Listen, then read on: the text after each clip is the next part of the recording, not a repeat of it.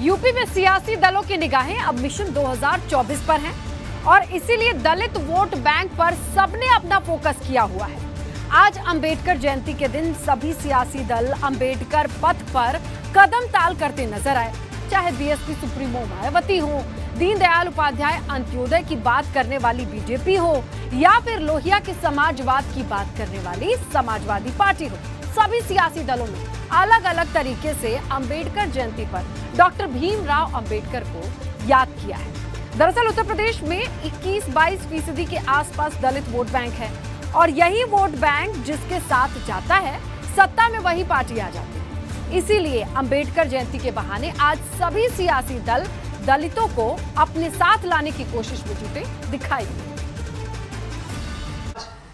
केवल भारत नहीं बल्कि पूरी दुनिया में जहां कहीं भी गरीबों की बात होती है, वंचितों की बात होती है, समाज के अंतिम पायदान पर खड़े हुए व्यक्ति की बात होती है, न्याय, बंधुता और समानता की बात होती है, स्वाधीनता की बात होती है, वहां पर बाबा साहब भीमराव अंबेडकर का नाम बड़ी श्रद्धा और बड़े सम्मान के साथ वहां का प्रत्येक नागरिक लेता है।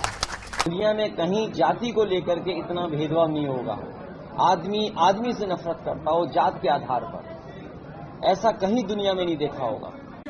जो भाईचारा होना चाहिए, जो एक दूसरे के प्रति लगाव होना चाहिए, जो एक जाति दूसरे जाति का सम्मान करे और जिस रास्ते पर समाज चले उस रास्ते को दिखाने का काम बाबा साहब भीमराव अम्बेडकर जी ने किया। बाबा साहेब की जयंती पर हर दल ने उन्हें नमन किया। कहीं प्रतिमा पर फूल अर्पित किए गए, कहीं तस्वीर पर श्रद्धांजलि अर्पित की गई। हर दल ने दावा किया कि दलित और वंचित वर्ग की असली फिक्र किसी को है तो वो हम ही हैं। ऐसे महामानव इस धरती पर आकर के जो हम सबको दे करके गए हैं उससे हम कभी उऋण नहीं हो सकते। डबल इंजन की सरकार के माध्यम से हम लोगों ने बहुत सारे काम किए हैं और उनके हर स्वप्न को साकार करने का काम करेंगे, कर रहे हैं और उस दिशा में तेजी से आगे बढ़ रहे हैं। योगी सरकार के तमाम मंत्री इस मौके पर अलग अलग जिले में अंबेडकर जयंती समारोह में शामिल हुए। बाबा साहेब के श्री चरणों में अपना प्रणाम करने और एक नया संकल्प लेने आए। हाल में विधानसभा चुनाव में जिस निष्ठा के साथ कार्यकर्ताओं ने राष्ट्र और उत्तर प्रदेश के उत्थान के लिए समर्पित भाव से सेवा दी, जन जन के मन तक पहुंचकर हमें प्रणाम करके आपके योगदान, आपके परिश्रम, आपकी निष्ठा को प्रणाम करती हूं। वास्तव में आदरणीय प्रधानमंत्री नरेंद्र मोदी जी ने वंचितों के, पीड़ितों के, गरीबों के जीवन में बदलाव लाने का काम किया है। मैं कह सकता हूं कि बाबा साहब की सोच को आज देश में और उत्तर प्रदेश में पूरी तरह से लागू किया गया है।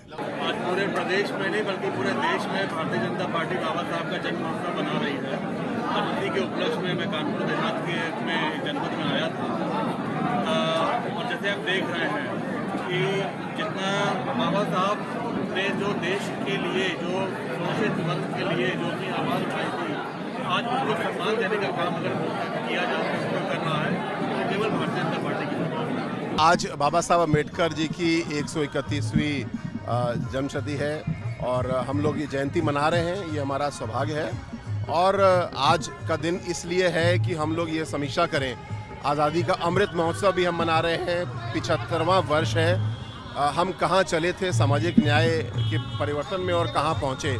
बहुत सारा परिवर्तन हुआ है और बहुत सारा काम अभी बाकी भी है, जिसके लिए भारतीय जनता पार्टी की सरकार प्रतिबद्ध है।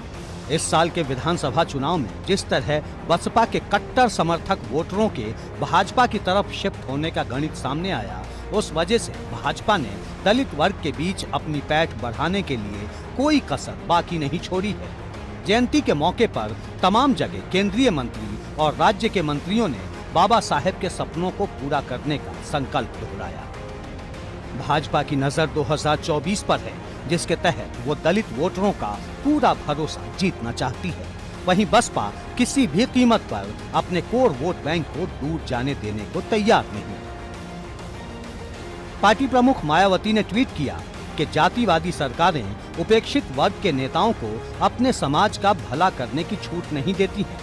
यदि कोई कुछ करने का प्रयास करता है तो उसको दूध की मक्खी की तरह निकाल बाहर कर दिया जाता है, जैसा कि अब तक यहाँ होता रहा है। इसीलिए इन वर्गों की हालत अभी तक मजबूर व लाचार, ये अति दुखद है। साफ है कि यूपी में दलित वोट बैंक पर किस तरह संग्राम छिड़ा है। अब आम लोग इन दावों में से किस पर भरोसा करते हैं, इसका नतीजा 2024 में देखने को मिलेगा, जिसके लिए अभी से हर दल ने अपनी पूरी ताकत झोंक दी है। एबीपी गंगा के लिए ब्यूरो रिपोर्ट।